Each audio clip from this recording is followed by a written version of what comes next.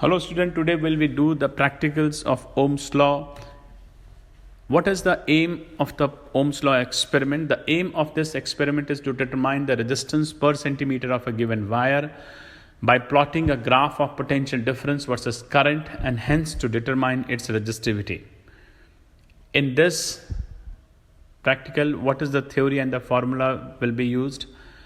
According to the Ohm's law, the current flowing through a conductor is directly proportional to the potential difference across its end, provided the physical conditions like temperature, dimension and pressure of the conductor remains the same. If I be the current flowing through a conductor and V will be the potential difference across its end, then according to Ohm's law, I is proportional to V, V is proportional to I, or V is equal to Ri. Where R is the constant of proportionality, it is known as resistance of the conductor, or V by I is equal to R. For a wire of uniform cross section, the resistance depends on the length and the area of cross section. It also depends on the temperature of the conductor. What are the apparatus required? Apparatus are a resistance wire, a voltmeter and an ammeter of appropriate range, a battery eliminator, a rheostat, a meter scale, one-way key, connecting wire, a piece of sandpaper and a screw gauge.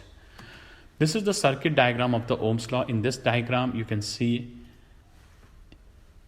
the positive terminal of the battery is connected with the ammeter and the negative end of the ammeter is connected with the positive end of the voltmeter, and one resistance wire is connected in parallel with the voltmeter, and the another end of the voltmeter is connected with rheostat and then key, and the key is connected with the battery eliminator. So observation, you can calculate the length of the resistance wire, you can take the range of the ammeter and the voltmeter, you can calculate the least count of the ammeter and the voltmeter. This is the observation table.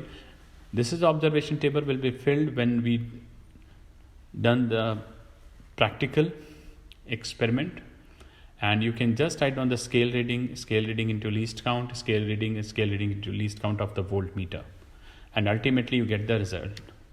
And when we plot the graph between the voltmeter potential difference and the current I, then it must be a straight line, because if the material is ohmic, then it will be in a straight line path, otherwise it will be in curved path. So you can calculate in Ohm's law resistance per centimeter of the wire, cross-sectional area of the wire, resistivity of the material of the wire, and the graph. Rest we will do in the practical. Thank you. Now I am explaining the apparatus one by one. This is the voltmeter. You can see the range of the voltmeter is given 3 volt, and you can calculate the least count of this voltmeter, and the least count of this voltmeter is 1 by 20. This is 0.05 volt. Now this is ammeter. The range of this ammeter is 3 ampere, and again the least count is 1 by 20 or 0.05. You can see the 0.5 ampere current is equal to 10 scales, so that you can 10 scale, so you can divide it by this, then you get the value of least count. Now this is the screw gauge. You can calculate the diameter of the wire from the screw gauge, and this is the scale. You can measure the length of the scale of the unknown wire. This is the battery eliminator. This is the DC source, and now I am giving the 6 volt, and you can give 2 volt or 4 volt. Okay, it is up to you.